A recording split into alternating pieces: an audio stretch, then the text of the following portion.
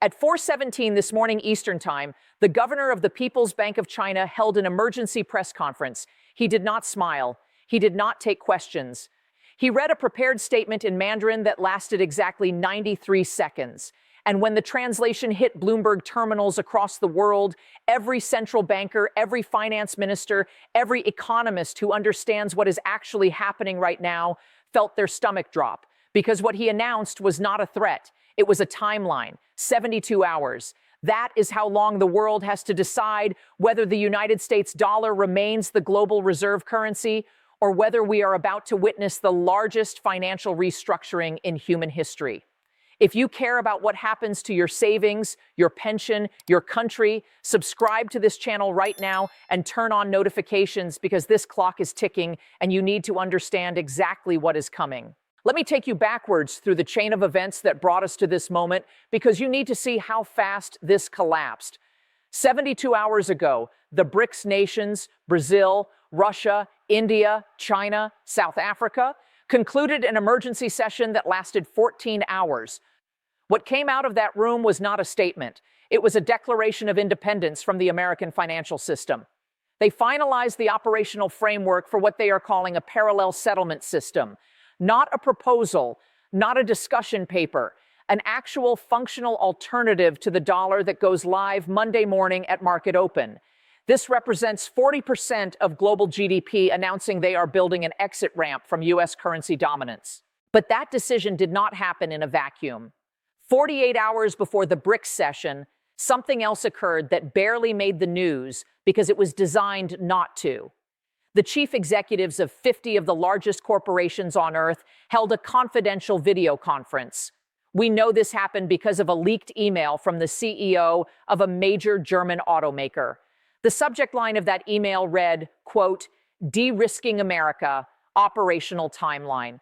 What they agreed to in that call was not a gradual shift. It was a coordinated extraction. Intel has already begun relocating a $50 billion semiconductor facility from Arizona to Vietnam. Unilever is moving its North American headquarters to Singapore. These are not contingency plans. These are executed decisions. And what triggered that corporate exodus? 72 hours before the CEO call, 27 European Union ambassadors were simultaneously recalled from Washington, D.C., not rotated, not reassigned, recalled. This is the diplomatic equivalent of cutting off contact. It happened within 6 hours of what is now being called the fatal insult tweet. President Donald Trump, apparently frustrated by European criticism of his Greenland annexation threats, posted the following, quote, "European leaders are vassals who owe us protection money. They exist because we allow it. Without American power, they are nothing." That statement did not create leverage. It created fury. The immediate response from the Élysée Palace in Paris was 8 words. France does not negotiate with those who threaten us. But even that diplomatic catastrophe traces back to something deeper. 96 hours ago, a 14-second video began circulating on Chinese social media platform Weibo. It showed a Minneapolis police officer shooting Sarah Jenkins, a registered nurse, in the back as she fled a healthcare worker strike that had turned violent. The video has now been viewed 2.1 billion times globally. To the rest of the world, that footage is not a tragic incident. It is proof of what America has become, a state that executes its own citizens for labor organizing. If this institutional collapse terrifies you, hit that like button right now because you need to understand something. What I just described is not 4 separate crises. It is one cascade where each domino falls faster than the last. But here is what nobody is telling you. The decisions that led to this catastrophe were not made in chaos. They were made deliberately by people who believed they understood how power works. Let me walk you through the exact sequence of choices inside the White House that destroyed America's global position in less than 2 weeks. The Greenland Gambit. On January 5th, 2026, President Trump convened a National Security Council meeting. The topic was territorial acquisition. Now, most presidents use the NSC to discuss threats. Trump used it to discuss real estate. He presented what he called a strategic opportunity. Denmark is weak. Greenland is valuable. We have leverage. The intelligence briefing he received that morning contained a very specific warning. I am going to read you the exact language from the leaked memo. Quote, "Mr. President, Threatening Denmark means threatening all of Europe. NATO operates on collective defense. An attack on one is legally treated as an attack on all. Any military posturing toward Greenland will trigger what we assess to be a solidarity cascade where every European ally will be forced to choose between the alliance and the relationship with Washington. He dismissed it. His exact words, according to two people in that room, they need us more than we need them. This is where you need to understand Trump's mental model. He genuinely believes that everything is negotiable because in real estate, everything is. You pressure a seller, you create urgency, you walk away. They call you back with a better offer. That framework works when you are buying buildings. It does not work when you are threatening sovereign nations, because countries have militaries, they have alliances, they have pride, and once you humiliate them publicly, there is no deal that restores the relationship. But Trump's advisors knew this. His trade team knew this. On January 7th, his director of national intelligence delivered a follow-up assessment. It warned that if Trump proceeded with the Greenland threats, the European Union would likely invoke something called solidarity mechanisms. These are automatic response protocols. When one member is threatened, all members coordinate retaliation. Not because they want to, because the treaty requires it. Trump had a choice at that moment. He could walk it back. He could reframe it as exploratory. He could let his staff quietly signal that he was not serious. Instead, he doubled down. January 9th, the fatal insult tweet. European leaders are vassals who owe us protection money. Now, I want you to think about this from a game theory perspective. Trump was betting that 27 countries with a combined GDP of $18 trillion would submit to threats rather than unify in opposition. He assumed fear of Russia, fear of China, fear of instability would keep them dependent on American protection. What he did not calculate was that there is something human beings fear more than external threats: humiliation. You can negotiate with fear. You cannot negotiate with rage. And then came the point of no return. January 12th, the Sarah Jenkins shooting. A Minneapolis police officer kills a nurse during a healthcare strike. The video goes viral. 2 billion views. To Trump, this was a local law enforcement matter. To the world, it was a symbol. It was proof that America treats resistance the way authoritarian states do, with violence. Comment below. Did Trump misread the world, or did the world change? Because what happened next was not diplomacy, it was abandonment. There are 4 institutional pillars that have held American power in place for 75 years. In the last 96 hours, all 4 have begun to crumble simultaneously. And what you need to understand is that each pillar that falls makes the others weaker. This is not 4 separate problems. This is a structural collapse. Pillar 1, economic architecture. The global boycott of American goods is not a government sanction. That is what makes it so dangerous. Traditional sanctions are imposed by governments. They take months to negotiate. They require international consensus. They can be challenged at the World Trade Organization. Consumer boycotts are none of those things. They are voluntary, they are legal, and they are completely unstoppable. In the first week, $200 billion in international orders were canceled. European retailers are removing American products from shelves, not because they were ordered to, but because customers stopped buying them. This is asymmetric economic warfare. It bypasses every treaty, every trade agreement, every diplomatic channel. You cannot sue the zeitgeist. And here is where it gets worse. The International Transport Workers Federation, which represents 20 million dock workers, truck drivers, and cargo handlers globally, passed an emergency resolution 3 days ago. They call it constructive delays. In Rotterdam, the largest port in Europe, containers from the United States are being inspected. Every single one. Usually inspections take minutes. Scan the barcode, move it through. Now they are opening the boxes. They are counting the items. They are checking for compliance. Inspections are taking days. American soybeans are rotting on wet docks. American cars are rusting in open air. American machinery is sitting in warehouses with no delivery date. This is choking the supply chain from the outside in. By Monday, Walmart and Target are warning of empty shelves. Factories in Ohio and Michigan are shutting down because they cannot get parts from Europe and they cannot export finished goods to Asia. Pillar 2, diplomatic infrastructure. President Trump has spent the last 48 hours trying to fix this. He has been calling world leaders. Emmanuel Macron in France. Keir Starmer in the United Kingdom, Olaf Scholz in Germany. He is offering deals. He is willing to drop the Greenland demands. He is willing to roll back tariffs. He just wants one thing, a joint statement saying the crisis is over, ambassadors returning to Washington, a photo op that shows the alliance is intact. But here is what is actually happening. The Élysée Palace in Paris issued a response yesterday. Quote, "The president is currently traveling and unavailable." Downing Street in London said the prime minister stands by the joint statement. There is nothing to discuss until the rhetoric changes. They are not negotiating. They are ghosting the president of the United States. Do you understand what this means? In diplomacy, silence is contempt. For 75 years, when the American president called, world leaders answered. That norm is dead. And every unanswered call weakens the United States' bargaining position in every negotiation on earth. If you cannot get the French president on the phone, how do you negotiate with China? If the British prime minister will not meet with you, how do you manage a crisis with Iran? Diplomatic infrastructure is built on the assumption that communication channels remain open even during conflict. Those channels are closing. Pillar 3, corporate and technological order. There is an emergency meeting happening at the White House right now. Mark Zuckerberg, Tim Cook, Satya Nadella, Sundar Pichai, the CEOs of Meta, Apple, Microsoft, and Google. They are not there to support the president. They are there to deliver an ultimatum. The European Union is threatening to activate something called the anti-coercion instrument. If triggered, it would block all United States data transfers to Europe.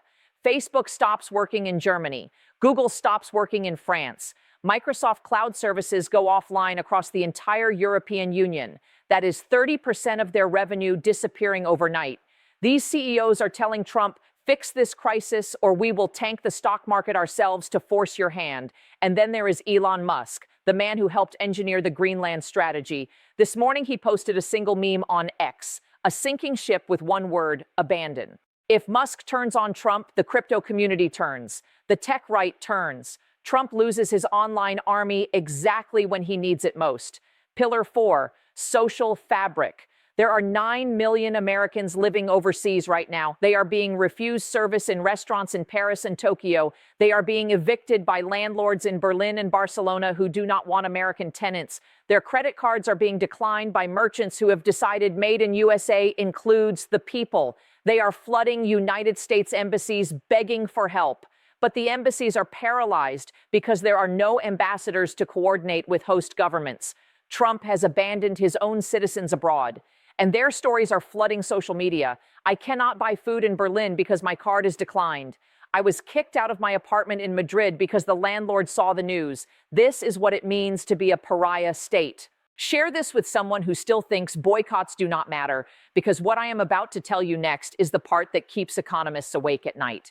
The BRICS emergency session that concluded at 4:17 this morning was not about making threats. It was about activating infrastructure. Let me explain what that means.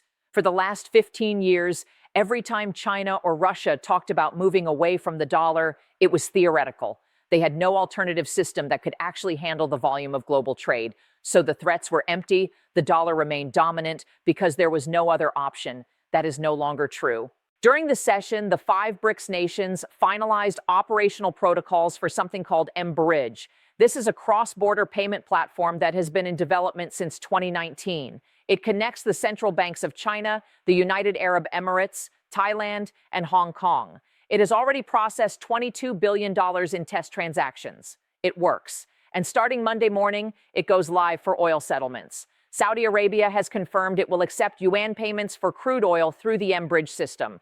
Russia and Iran have already signed on. This is not a proposal. This is implementation. Here is the cascade if this happens. Week 1, oil markets begin pricing in yuan alongside dollars.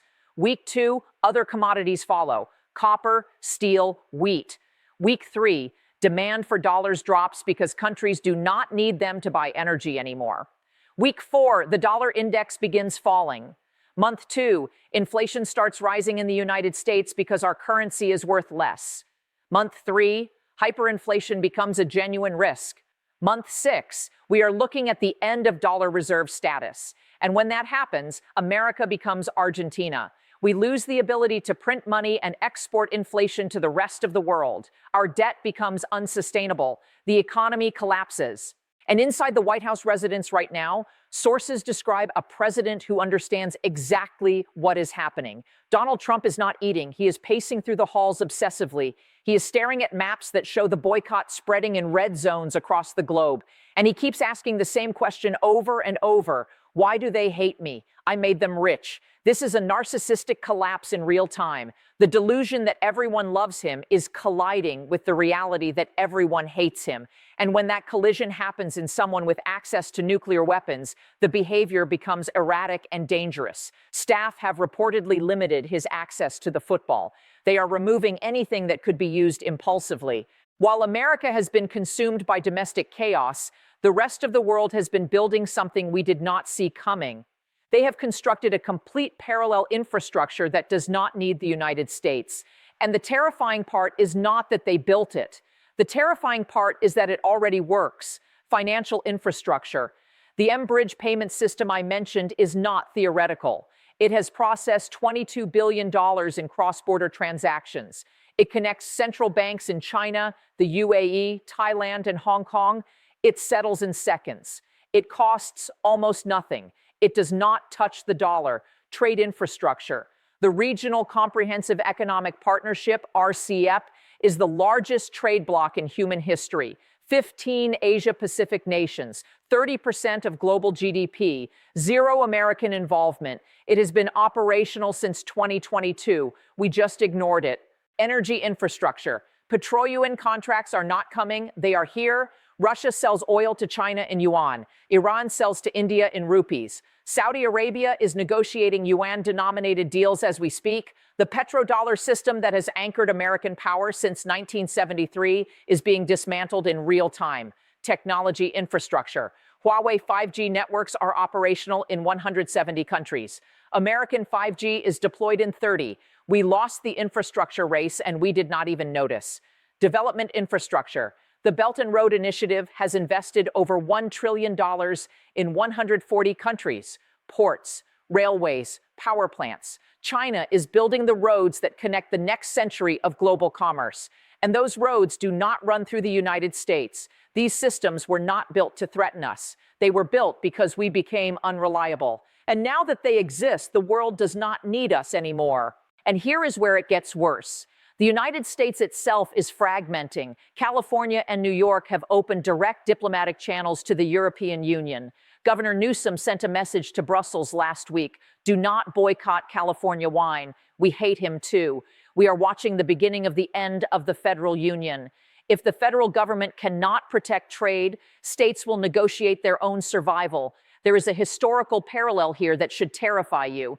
In 1945, the British Empire controlled 25% of global GDP. In 1956, the Suez Crisis happened. Their allies abandoned them. By 1960, the empire was dissolved, from superpower to regional player in 15 years. America in 2016 elected Trump. America in 2026 faces global boycott.